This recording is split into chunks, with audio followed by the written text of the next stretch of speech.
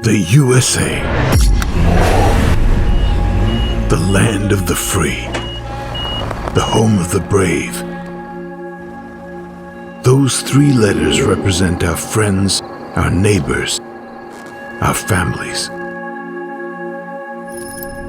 We owe it to them to acknowledge the things we can do and promise to do, to empower, unite, and provide independence, to go the extra mile, always, even when it doesn't come easy, to build the best, the safest, and the most dependable, and to do so with a sense of pride, compassion, and respect.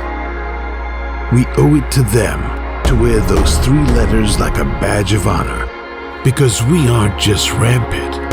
We are Rampit USA, and we don't just build handicap access ramps. We build independence, we build opportunity, and we build freedom.